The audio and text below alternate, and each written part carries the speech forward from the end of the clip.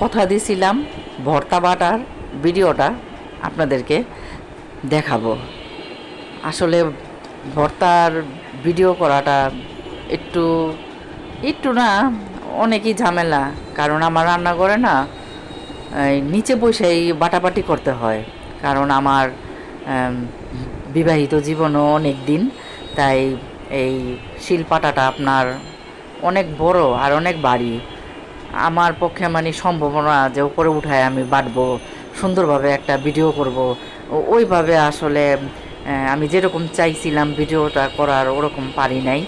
যাই হোক, তো প্রথমে আমি আম, শুকনা মরিচগুলা বাইটা নিলাম, তারপরে কাঁনসাগুলা বাইটা নিলাম, এখন লেজটা বাইটা নিলাম। মাছ তো ছোট, তো লেজের যে কাটাগুলা না সুন্দর করে বাটলাম, তো একদম ফিনিশ হয়ে গেছে গা। হ্যাঁ, কোনো কাটা কাটা নাই। আর দুই একটা কাটা কাটা যাই থাকে বড় বড়, আপনি হাত দিয়া ফালাই নিলেই হয়ে যায়। একদম ইজিভাবে আমি আপনাদেরকে আজকে ভর্তা বাটা দেখাইলাম।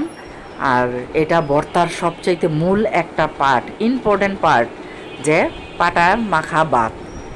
এটা কিন্তু আমরা বাঙালিরা সবাই পছন্দ করি, শুধু আমি না, আমার মতন যারা আছেন মহিলারা, মেয়েরা সবাই পছন্দ করে। তো আজকে বাসায় কেউ নাই, আমার একাই খাইতে হইতাছে। আমি কিন্তু তানজিনা তাফসির থাকলে ওদেরকে দিই একমত করে যে খাও। কারণ ছোটোবেলায় আমি মা মাখতো, আমি খাইতাম।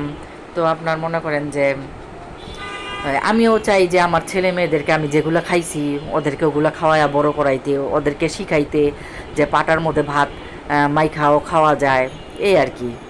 তো অনেক লোভনীয় ভর্তাটা।